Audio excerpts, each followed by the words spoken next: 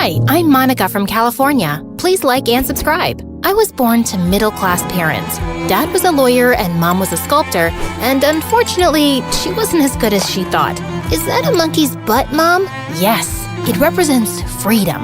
You won't get it. I don't think anyone will. Growing up, I was closer to my dad. He would read to me every day and tuck me into bed, while Mom stayed in her room making weird structures from mud. Every time Dad asked her to get a real job, she would lock herself in and not come out for days. One evening after an argument with Dad, Mom left the house in the middle of the night. We searched everywhere and found her in the park, crouching under a tree. What took you guys so long? Look what I made. Mom, we were going crazy looking for you. Oh, but I was right here, darling. Things changed after that. Mom and Dad started avoiding each other even more, and Dad got busier with work. I started reading to keep myself distracted, and by 17, I'd read almost all the books in Dad's library. One night, I was studying for a test when I heard Mom and Dad arguing again. I work hard all day and night, and you go behind my back to get these useless things? I'm trying to build something amazing. I knew you wouldn't give me the money if I told you. Just relax. No, I won't. I've had enough. I'm leaving. What? No! Dad, wait! Dad didn't even turn around. I was so mad at Mom for driving him away that I didn't talk to her for days. After Dad left, things went downhill quickly in terms of money. I was a straight-A student, so we got an extension on the fees, and somehow I convinced my mom to get a job in the diner so we wouldn't go completely broke. But a few days later, I came back from school to find Mom sitting outside the house. What? What happened? The landlord threw us out. We didn't have the money for rent. But I thought you got a salary. Yes, but then I saw this beautiful sculpting kit and I couldn't stop myself. Can't you ask for an advance at your job? Oh no, I can't. I quit. Waiting on people is not my thing. You quit? Mom, are you crazy? We're homeless because you spent everything on those stupid supplies. This is not stupid. This is my dream. And what about my dreams? You know I want to study law. And you know what? It's my fault.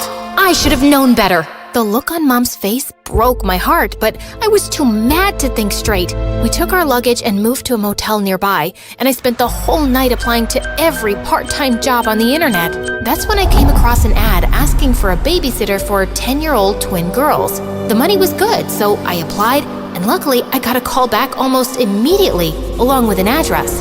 The place was in the middle of nowhere, and as I stepped inside, a can of juice went flying past me, almost hitting me in the head. This is cranberry. I'm allergic to this. You want me to die, don't you? Hello? I'm talking to you. Sis? I think she's finally gone crazy. What do you think? Should we kick her out too? The poor maid stood still like a rock, staring at the floor, as the two brats screamed at her. I could see tears rolling down her face, but her expression remained cold as ice. Hi. I think they're talking to you. And you two, can you stop flinging things like that? You might end up hurting someone. Then don't stand in the way, ugly face. Who are you anyway? A trespasser from the media? Oh my god, a kidnapper? I'm here for the babysitting job? Oh, but aren't you supposed to be all old and wrinkly? And what are you still doing here? Get your deaf butt out of this room. Now, that's not a very nice thing to say, Emerald. Suddenly, a handsome guy in his 40s walked in, and the whole place fell silent. Something about his face screamed royalty to me, but when he spoke, a chill ran down my spine. You must be Monica. I'm Robbie Jackson. That's Emerald and Pearl, my daughters. Just excuse their behavior.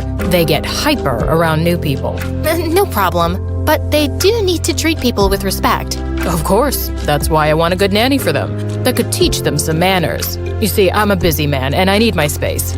Sure, but I thought you needed a babysitter. Potato, potato. You help them study, eat, sleep, everything. And sometimes you have to stay the night. Like tonight I have a charity event, and I'll be back tomorrow. I'll pay you extra for this. Do we have a deal? I thought about it for a moment before agreeing, and Mr. Jackson immediately gave me $5,000 as a salary advance. This was huge. Don't get too happy. We won't make it easy on you. Consider this as our warning. Dad's soft, but we're not. Try me. I'm tougher than you think. As I lay on my bed that night, I couldn't shake an uneasy feeling about the house and those creepy brats. God, those girls needed some discipline. I went downstairs to get some water and found the maid from the morning. So I thought of having a little chat. Hey there, so how long have you been working here? Silence. Could you tell me your name at least? Why? Please don't talk to me. Before I could say anything else, this maid turned around and left. Well, that was awkward. I was just getting over this weird moment when suddenly I heard someone howling downstairs. I got freaked out and rushed to check up on the twins when I realized one of them was missing. What the freaking Funyuns? Diamond? Sorry, Pearl? Pearl? What? Stop screaming. Where's your sister? She's not here. Shh, stop freaking out. She went to her special place. She'll come back. Chill. What special place? How would I know? She just calls it her special place. She goes there every night and comes back later. Just try to shut up. I'm trying to get some sleep. Pearl simply pulled the blanket and turned around. Helpless, I tried looking for Emerald everywhere, but it was like she disappeared into thin air. The next morning before leaving for school, I went straight to Mr. Jackson to talk about it. Don't think about it too much. Just be careful around the girls. They've taken a hit after their mom got into a coma. If you take good care of them, you'll never have to look for another job. Mr. Jackson looked desperate, and in some ways it reminded me of my own dad around Mom trying to get her to work. Over the next few days, I tried everything to warm up to the girls, but they were just horrible. They'd burn my assignments, super glue my chair, and one time, they filled my bag with broken eggs. It took me hours to clean that. One day at work, Mr. Jackson informed me that it was the twins' 11th birthday, and he wanted to throw the biggest party ever. But an hour before guests started pouring in, he left for an urgent business meeting, leaving me in charge.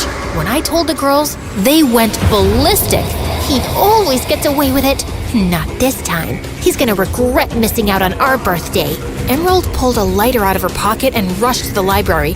I chased her all the way up in this maze of a house and found her with a lighter under a massive painting. I wonder how he'll feel when we burn his favorite painting down. You can't! You won't! Listen, Emerald, I'm sure something important came up. That doesn't mean he can abandon us like that. And what do you know? You probably have both of your parents loving you. Actually, no. I told the girls about my issues regarding Mom and Dad, and suddenly they went softer. Emerald pulled the lighter down, and after that day, she was surprisingly kinda well-behaved. The week went by peacefully, and soon the school announced the annual scholarship test. I asked Mr. Jackson if he could spare me for a week, but he suggested I just move in instead. It didn't sound half bad, so I agreed, but when I told Mom, she said she had a bad feeling about it. Well, I would have preferred if she had a job instead of a bad feeling, but whatever. I moved in the next day, and while I was setting up my stuff, Mr. Jackson called for me. Now that you're here, you need to understand two things. My study is off limits, and the room on the top floor remains closed at all times. Under no circumstances are you allowed to go in. I felt a bit weird with the way he spoke, but I nodded my head and went back to my room. Moments later, the girls walked in and asked if I wanted a tour. They took me around the house, showing off their bowling alley, swimming pool, and arcade. Do you get to play many games with your dad? No, he's always busy. Oh, okay. Why do you say it like that? Like what? Like you're feeling sorry for us? Oh, look at those poor little girls. They don't have a mom, and their dad is too busy.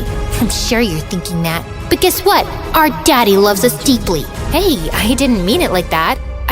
You know what? Forget it. I'm sorry if you feel that way. Sorry doesn't heal anything. Before I could ask her what she meant, Emerald just turned around and left, and the maid told us that dinner was ready. Don't think too much. She's a bit crazy. You should know that by now. Also, never be late for dinner, or you'll starve the night. What? That night and the night after went by fine, but then I started noticing weird things. For starters, Mr. Jackson was never around anymore. He never spoke or ate with us, and when he came home, he went straight to his study. As if this wasn't weird enough, 2 nights before the exam, I heard a light tapping on the door. My body froze as the knocking got louder, but when I opened the door, I saw a light flicker in the downstairs area, and then I saw Emerald. She was at it again. This time, I followed her, and it looked like she was headed toward the basement. Emerald, shh, you're not supposed to go there. She can't hear you. The soul left my body when I turned around to face Pearl. You scared the bejesus out of me. Sorry, but I just wanted to stop you before you did something stupid. Pearl then told me that Emerald went down to the basement almost every night, and sometimes she even sleeps there. It's got all of Mom's stuff. No one, not even Dad, disturbs her. Ever since Mom went into a coma, that's how she comforts herself.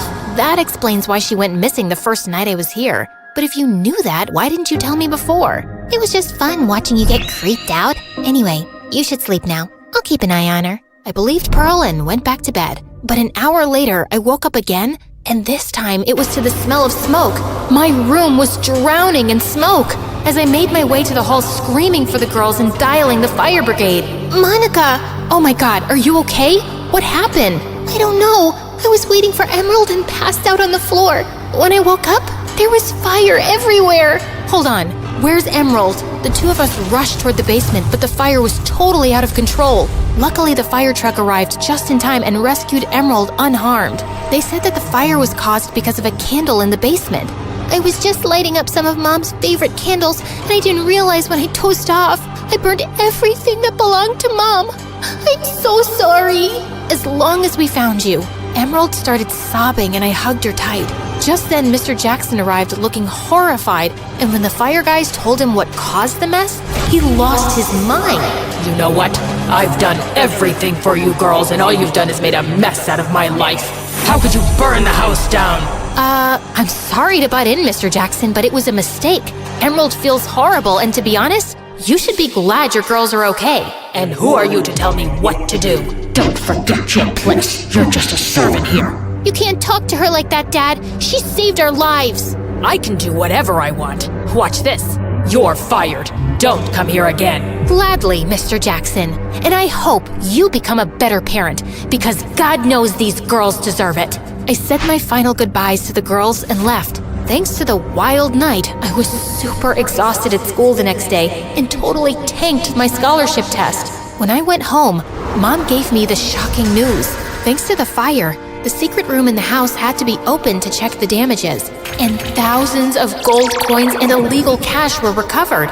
Everything belonged to Mr. Jackson. He was taken to jail, and the girls were sent to London to stay with their aunt. Wow, that's why he kept the room shut all the time. I'm just happy the girls are safe. Yeah, Mon, I'm sorry for putting you through this. I've been a horrible mother. You stuck around, and that's all that matters. I promise, I'll be better. And she made good on the promise, working hard and bagging a good deal on her sculptures. I lost the scholarship opportunity, but our combined savings were enough to put me through the first year at Stanford. But halfway through the year, I received an anonymous donation of $1 million.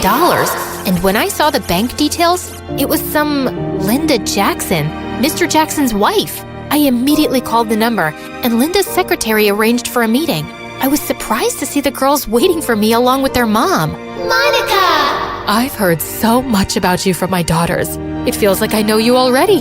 It's nice to see you've recovered, ma'am, and thank you for bringing these brats along. Linda held my hand and thanked me for saving her daughters and exposing her cruel husband. She even offered me a job at her company right after I graduated, and since the pay was good, I took it up. Don't get too happy. We won't make it easy for you. I'm counting on that. Thanks for watching. Subscribe to the channel to get our latest exclusive videos. Plus, hit the bell so you don't miss a single one.